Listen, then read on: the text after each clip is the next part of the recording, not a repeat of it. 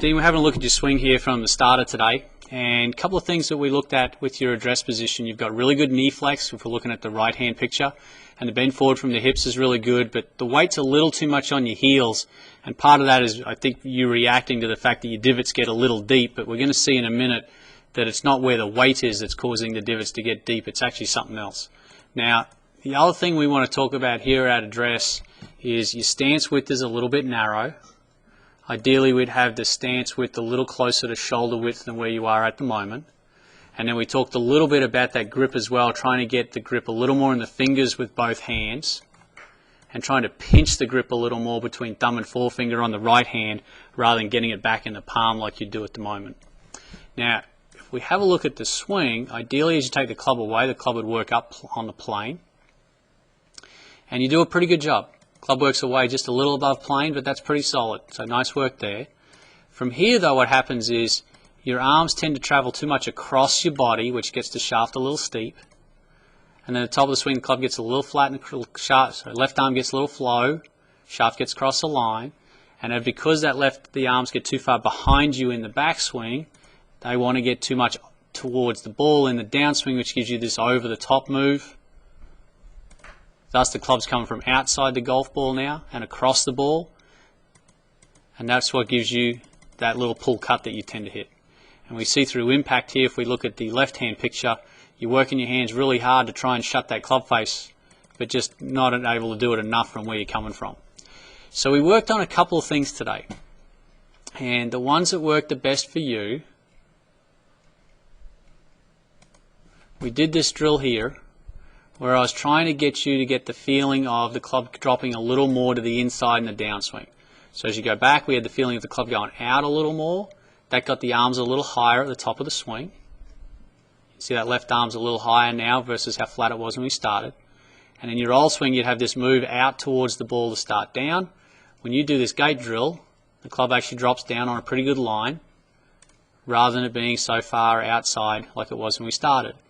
So this gate drill we did, if you take your golf club directly along the target line backwards, about 4 inches, this back ball should be just outside the club head. And then if you take the club directly along the target line towards the target, the forward ball should be just inside the heel.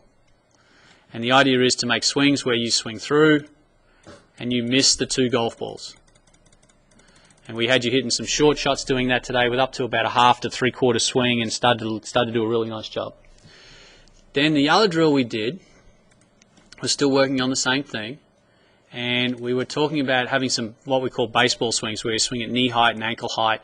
Top of the swing, make a shift with your lower body like you see here, and then swing through. And that motion was a little bit different to where we started today. Because what we see when you started today is you'd get to the top of the swing and everything would just spin. It wasn't a real shift. And that was throwing the club out over the top, whereas here we're seeing now that little bit of a shift. Now to show you what that did for you down the line, here was the one where you went to the top of the swing and you spin out. There's the club coming over the top. This is you doing the baseball swing. Up, make the bump, and you can see now how much forward from the inside that club's coming. Now the baseball swing is a little bit of an exaggeration of what we want to do, but it does give you the feeling of that dropping in. The last thing we did talk about today was we talked a little bit about trying to square the club a little better through impact. So we see here as you came through, what happens is the back of the left wrist breaks down and the right hand works underneath the left. So we talked about using Tiger as an example for that.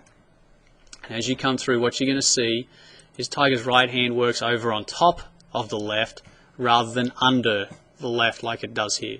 So there's your right hand going under. There's Tiger's right hand going over. And we talked about having that feeling of left knuckles down or right palm down to help square the club.